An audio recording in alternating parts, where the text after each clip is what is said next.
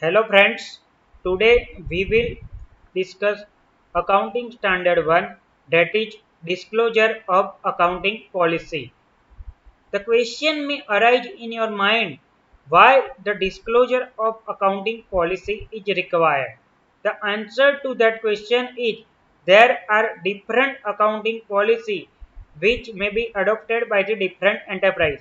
Same for example, for the purpose of valuation of inventory, you may adopt FIFO method, you may adopt weighted average method, you may go for a LIFO method. However, LIFO method is not allowed now as per accounting standard 2. Same for example, for the purpose of treatment of foreign exchange transaction, different enterprise may follow different accounting treatment. For the purpose of treatment of goodwill, for the purpose of valuation of inventory, valuation of investment, valuation of fixed asset, different enterprise may follow the different accounting policy.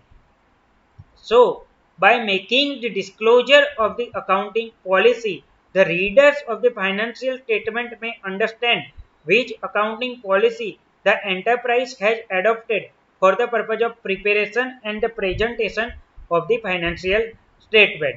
Further, the disclosure will have the impact for the more meaningful comparison of the financial statement between the two different enterprises.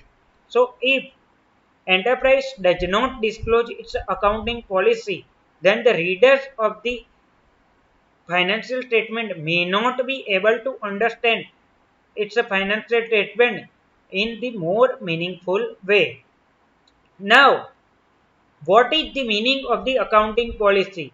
So the accounting policy is nothing but the specific accounting principle and method of applying those principles in the preparation and the presentation of the financial statement. So in short, accounting policy is the accounting principle and method of applying those principles. Now, you must note that disclosure of the accounting policy or changes in the accounting policy does not have the remedy for the wrong accounting treatment or inappropriate accounting treatment in the books of account. Same for example, you have given the treatment in the books of account which is not allowed by the statute. Then by disclosing such wrong accounting treatment in the books of account, you cannot have a remedy under that particular law. So whatever the wrong treatment or inappropriate treatment, you cannot be have a remedy for the purpose of such wrong treatment by the way of disclosure.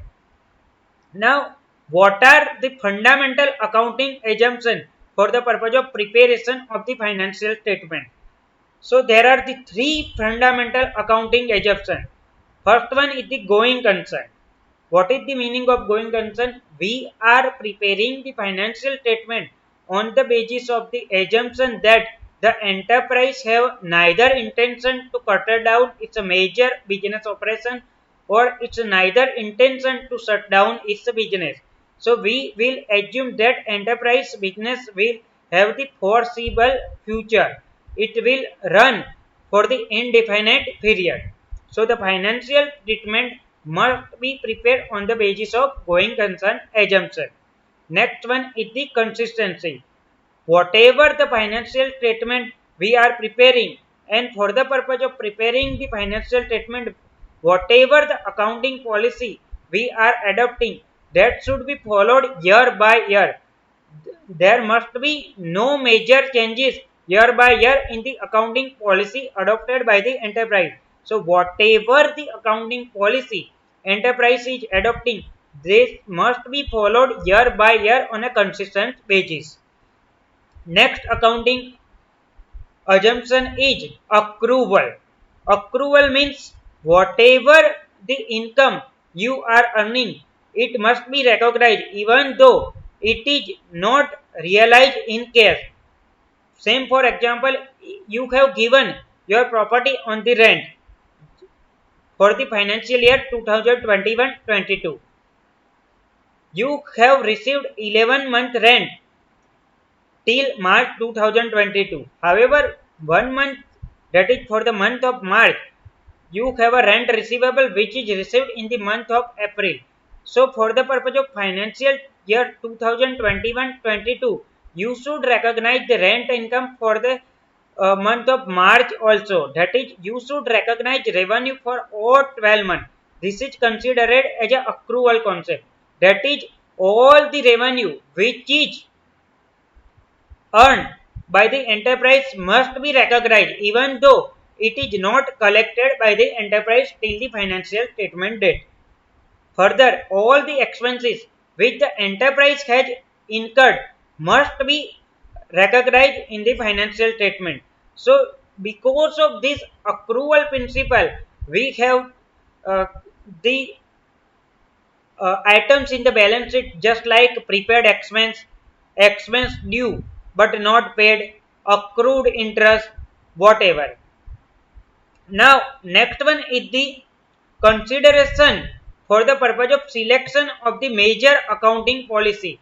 So, the primary consideration for the financial statement is it must represent the true and fair view. So, whatever the financial statement we are preparing, it must represent the true and fair view. Next major consideration is prudence. Prudence means we should consider all the future possible losses or expenses.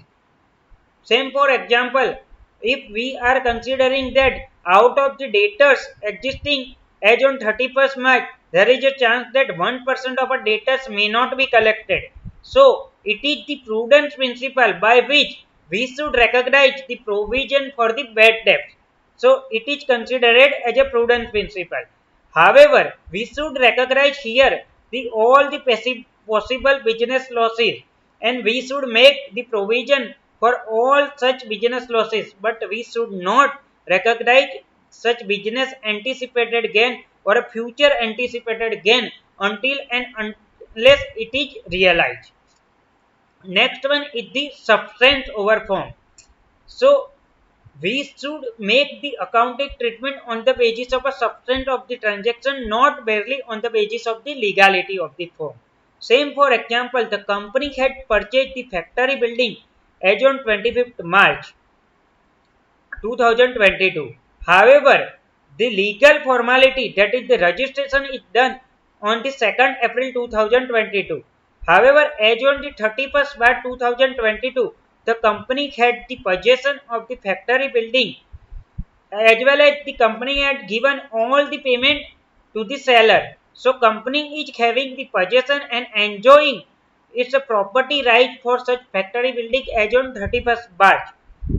So even though the registration and the legal formality is done as on 2nd April 2022, the company can recognize such factory building in the balance sheet under the head PPE as per the accounting standard 10. This is considered as the substance over form. So for the purpose of the preparation of the financial statement and for the purpose of selection of accounting policy for such financial statement, we should consider the substance of the transaction, not only the legality of the transaction. Next one is the materiality. So here all the material item enterprise must disclose which way affect the readers of the financial statement.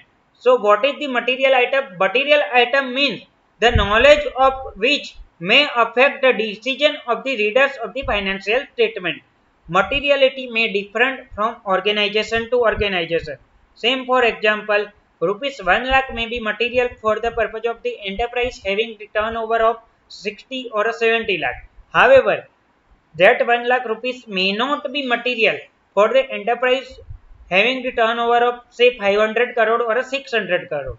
So we should consider the materiality concept on the basis of in a totality as well as the single particular transaction. It may be different from enterprise to enterprise. Now next one is the where such accounting policy should be disclosed. So the enterprise should disclose the accounting policy at a one particular place. It is not so that some of the accounting policy had disclosed on the face of balance sheet, some should be disclosed on the basis of the P&L, or some should be disclosed as a part of a note to the financial statement. All the accounting policy with the enterprise should adopted for the purpose of preparation of the financial statement must be disclosed at a one particular place. Now we should consider the example on a prudence. Same for example, for the purpose of valuation of an inventory, you should value the inventory at a lower of cost or a NRV. Same for example, you have purchased certain finished good in which the company is trading at rupees 1 lakh as on 25th March. However, as on 31st March, the net realizable value is 80,000 only. Your cost is rupees 1 lakh and net realizable value is 80,000. So as on 31st March, I can realize for that particular goods only 80,000. So if I am making the valuation of that finished good under the head inventory at rupees 1 lakh, then it is not appropriate because that 1 lakh is not realizable. Only 80,000 is realizable. So I will consider under the valuation of inventory that is rupees 80,000, that is lower of cost or net realizable value whichever is less. So here I am making the provision for loss of rupees 20,000, that is my cost is rupees 1 lakh, but I am considering its value at 80,000 at on 31st March 2022. So I am here considering the loss of rupees 20,000. Same for example in another way. If my cost of inventory is 1 lakh but net realizable value is 1 lakh 25,000, then I will not recognize as a valuation of inventory as 1 lakh 25,000. I will recognize it as a 1 lakh only because such inventory is still not sold.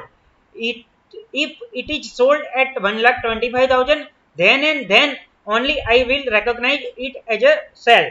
So under the prudence concept, we will recognize all the possible losses. We should make the provision for all the possible losses, but we should not recognize gain unless and until it is realized, though necessary not in a case, but it should be realized. So this is the discussion on the accounting standard 1. Thank you.